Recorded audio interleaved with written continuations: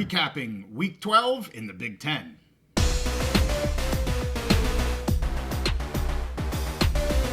It's the home stretch in the road to the college football playoff, so we're back on the big mountain to break it down for you. Hey, welcome back to the mountain. I am JY. This is my good friend Steve, and we are going to go over Week 12 in the Big Ten. I know Steve has a few games that he wants to discuss, so I'll turn it over to you, sir. Yeah, it was a fun week in the Big Ten. I went 4-3 in my picks, one overall, 1-2. We had some good games, some close games. Yeah. So I had 4 games this week that I wanted to go over. Ohio State at Northwestern, PSU at Purdue, Nebraska at USC, and Oregon at Wisconsin. Right. So starting here, Ohio State at Northwestern. This game went pretty much how I thought it would be. Ohio State came, they had a chance at the end to cover, and they came up just short, but they did basically what I thought. Howard had a good day, 15 of 24, 247 yards, 2 touchdowns. And Ohio State beats Northwestern 31-7. This was I think it was in Wrigley Field. It was in a baseball stadium. Pretty sure it was Wrigley Field. Ohio State had 420 yards of offense, including 173 yards rushing. Their two-headed duo just kind of dominated the game. And their freshman, I think it's Jeremiah Smith, had 4 receptions for 100 yards. He just keeps going off, keeps dominating as a true freshman. So, their offense was clicking on all cylinders. The only thing I would say is, especially towards the end of the game, and I'm a better hoping they cover, so I have a certain perspective, but Howard didn't look the sharpest throwing the ball. So, we'll see. I mean, he's done what he's needed to do to win games, either use his legs or use his arms. Yeah. And who knows what the weather and the wind was like that in the stadium. But they did what they had to do. If you're betting them, yeah, it sucks they didn't cover. But if you're an Ohio State fan and they're doing what they need to do to stay in their ranking and continue on to a potential Big Ten championship game and college football playoff spot. Yeah, big win like you thought, just not quite big enough to cover the spread. But still a big win. They did what they had to do. Yep. Okay, so next game, obviously one I was very invested in as a Penn State fan. Penn State traveled to Purdue, obliterated Purdue 49-10. Drew Aller was 17 of 19, and both of his incompletions were drops that hit receivers in the hand for 247 yards and 3 touchdowns. They did everything you want to see them do. The offense was just clicking. I think Purdue scored their lone touchdown late in the game in garbage time against backups. Right. Tyler Warren, really amazing game. Their dynamic tight end. He had 3 rushes for 63 yards and a touchdown. Could have had a second touchdown. There was a shoelace tackle with nothing but green grass ahead of him. Yeah. But even with that, he had 3 rushes for 63 yards and a touchdown, 8 receptions for 127 yards and a touchdown. You got to think he's continuing to be at the top of the Mackey Award for the best tight end in the country. I know Bowling Green has a really good tight end, so we'll see. But just a dynamic player, and they continue to use him all over the field. They line him up in the backfield. He takes snaps at quarterback. He's running the ball. He's throwing the ball. He's the most consistent receiver. And what was really crazy in this game is you could see there was a touchdown to Harrison Wallace where you could see the entire Purdue defense collapsed on Tyler Warren and allowed a Penn State receiver to just get open behind the entire defense. So, not only is he's dominating, but he's starting to open up opportunities for the rest of the offense. So PSU rolls on as we expected. Yeah, so that was your other lock. Yes. So you locked the Buckeyes, you locked the Nittany Lions, both with 28.5 point spreads. I believe they both were. Yes. And this one they took care of business, not just on the field, but they also hit your lock for you. So great teams cover. There you have it. The third game I wanted to talk about, Nebraska at USC. I took Nebraska plus 8.5 points. Right. Well, USC wins by 8 points, 28-20. It's at USC. The reason this one is notable to me is I wanted to bring it up for 2 reasons. I mean, both of these teams they had high expectations, started the season well, but kind of had a drop off there in the middle of the season. USC, they went to Maeva. What's his first name? Maeva? Jaden Maeva. I was going to say Jordan.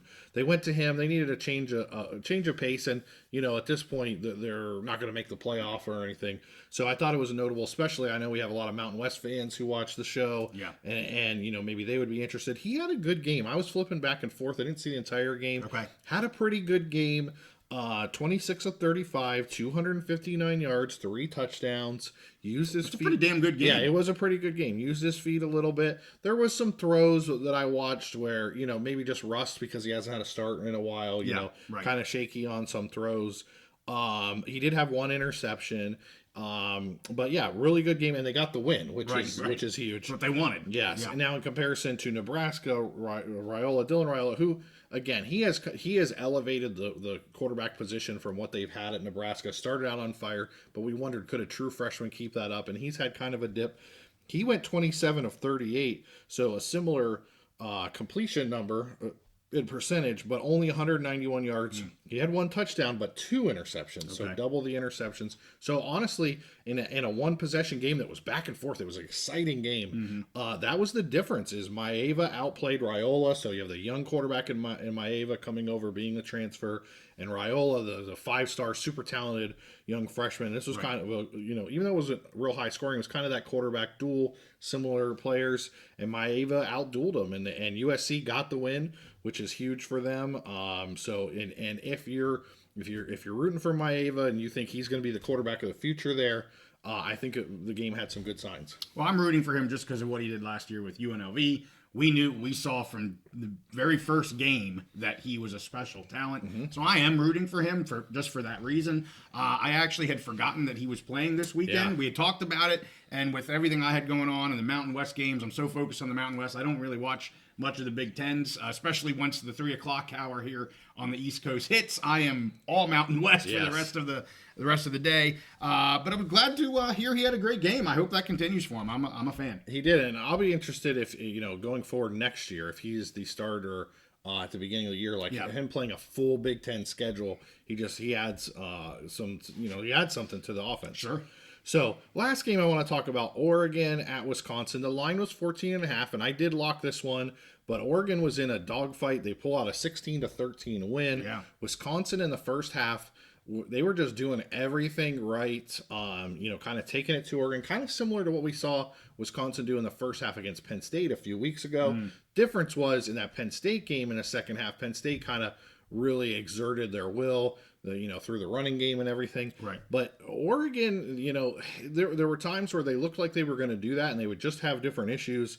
Dylan Gabriel was 22 of 31, so good day passing, 218 yards, but he had no touchdown passes, and he threw an interception. Okay. So he wasn't that. Honestly, I think this game probably, I don't know that you'll see his name in that Heisman race anymore. Yeah. So if you are following our Ashton Genty for Heisman campaign, I think we may have eliminated one of the people there. Because he just did not have. It wasn't a bad game, but it just wasn't that game when you're competing at this highest level for the top award. I think that might have kind of knocked him out. But their running game, James, 25 rushes, 121 yards and a touchdown, and really that was fine. That's kind of how they exerted their will there at the end, was to run the ball, just kind of be a little bit more physical than Wisconsin. And of note today, so I think I said the final score, Oregon escapes. They kick a field goal towards the end, 16-13, so obviously they didn't cover. But I think they did enough to kind of hold serve. They'll probably stay as the top team. Yeah. They're the number 1 AP team. I'm guessing they'll stay at number 1 in the college football playoff. So they did what they needed to do. And of note for Wisconsin, for Big Ten fans, after the game and today, they fired their offensive coordinator, Phil Longo, the guy we had been talking about that brought that interesting offense. So I really think we're gonna see Wisconsin go back to more to what their traditional was, ground and pound, pro style offense, because their personnel just still fits that. And it was always a, what's the phrase, the square peg in a round hole or whatever, and it just wasn't working. Even though they played good in this game, if they would have had a little bit more offense, they actually could have gotten the upset here. That was the problem. So that's pretty much, I wanted to talk about those 4 games. It was a fun week. It was an exciting week, even though 2 of the locks didn't quite hit, but a fun week in the Big Ten. Yeah, and I agree with you. Gabriel's never been on my list of top 3 for the Heisman. Whether this totally knocks him out, and not a knock on him, he's a very good quarterback, but he's not a Heisman quarterback. I mean, Cam Ward is the best quarterback in the nation.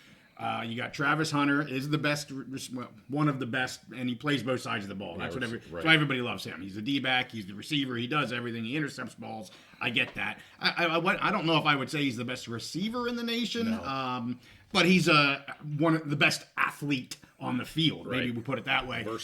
Versatile. And then you have Ashton Genty, who is clearly the number one running back, looking to maybe break some records this year. So we'll see what happens with him. But yeah, we're Ashton for Genty, and we're going to keep banging that drum. Yeah, So, it's, even me as the Big Ten guy, I'm still Genty for Heisman. yeah.